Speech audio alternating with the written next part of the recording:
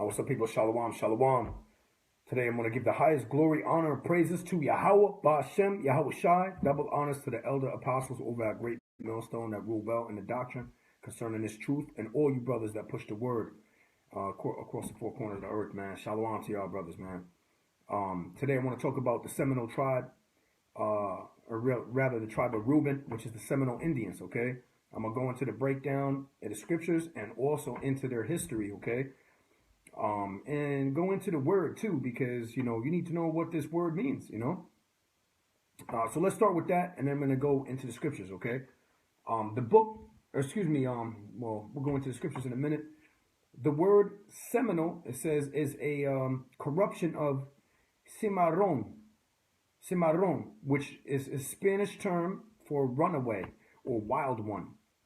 All right. During their early decades, the Seminole became increasingly independent of other Creek groups and established their own identity.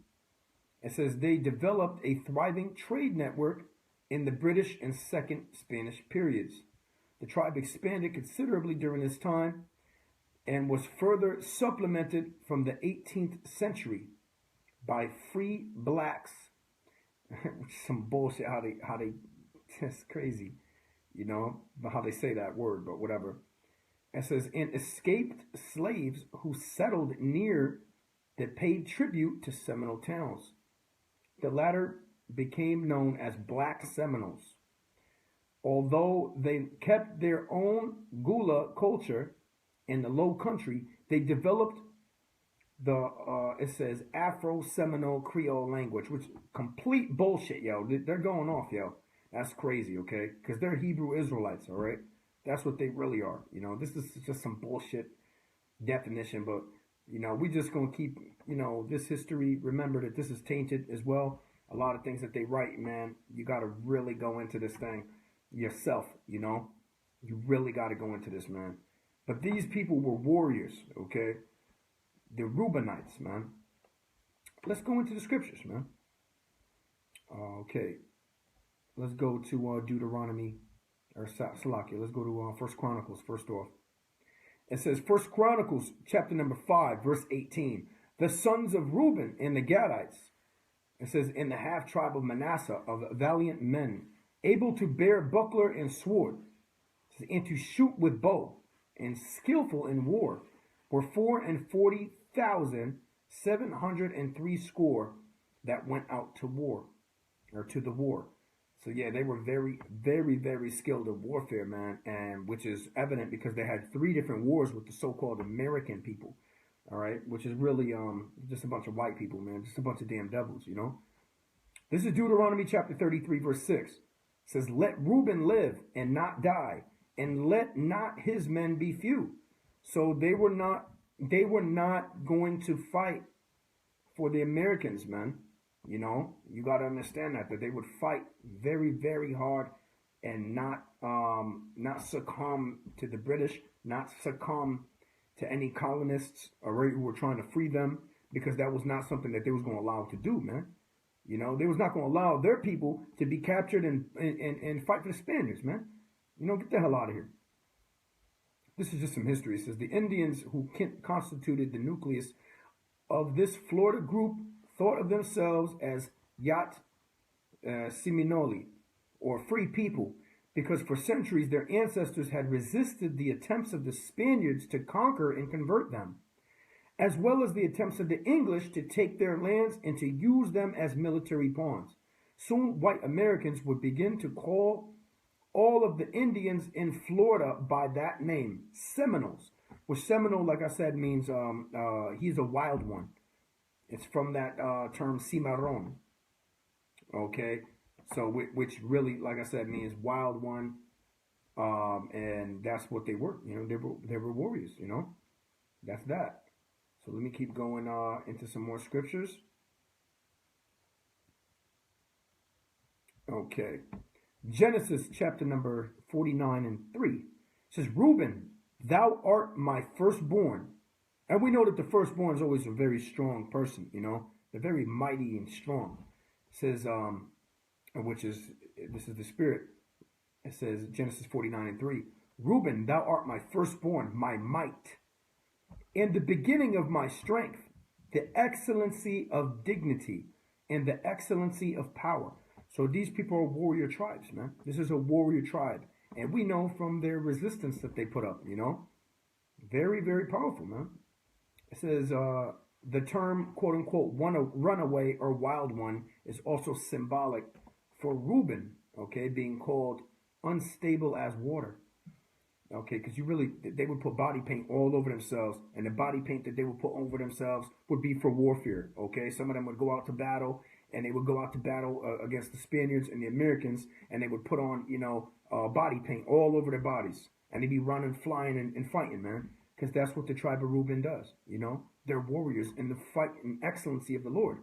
Okay, again, Genesis 49:3. Reuben, thou art my firstborn, my might, in the beginning of my strength, the excellency of dignity, and the excellency of power. So the Most High has a specific tribe, which is the tribe of Reuben, to be a resistant, resilient tribe, man, that you're not going to conquer them, and that's what happened. Okay, that's what happened is that, the Spaniards and the Americans and the English try to come over there and to convert them into Christianity.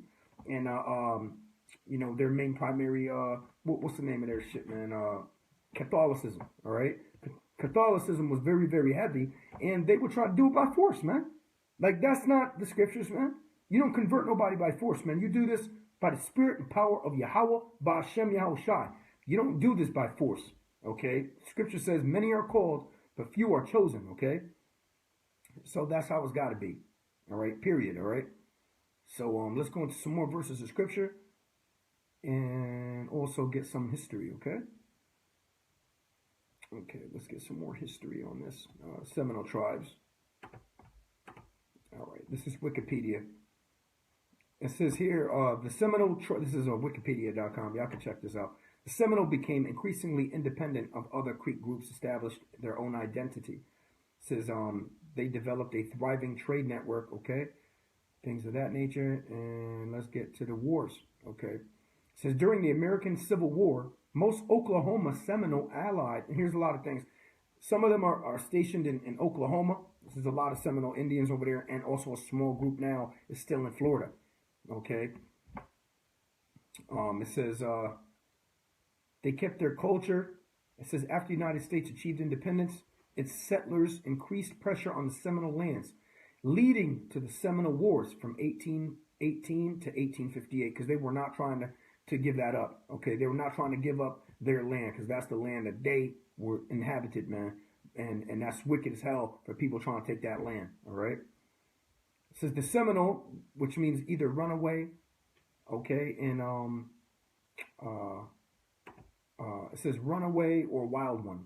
Okay, so don't forget that. All right, and there was a lot of tobacco around that place, so that's why they wanted that land. The so-called white man is a devil, and he wants to just institute what's right for him, and whatever can make him money. Okay, it says the Seminole were first confined to a large inland reservation by the Treaty of Moultrie, okay, Creek. Okay, and I've actually met people, so-called black people with the last name of Moultrie, okay, Moultrie, which it says Treaty of Moultrie Creek. So they're Seminole Indians, man, and they don't even know it, They look like so-called black people, but they're not. They're really Indians, man. They're Native Americans, man. Okay, it says leading to Seminole Wars, okay, Treaty of Moultrie in 1823, and then forcibly evicted from Florida by the Treaty of Payne's Landing. How wicked is that? Who are you to come in here, so-called white man, and evict the tribe of Reuben from their natural inhabitants, man? That's nothing but wickedness, man. It says by 1842, most Seminoles and black Seminoles, which is bullshit, they're brown, okay? They're brown, ain't no such thing as black people, had been removed to Indian Territory west of the Mississippi River during the American Civil War. Most Oklahoma Seminole allied with the Confederacy.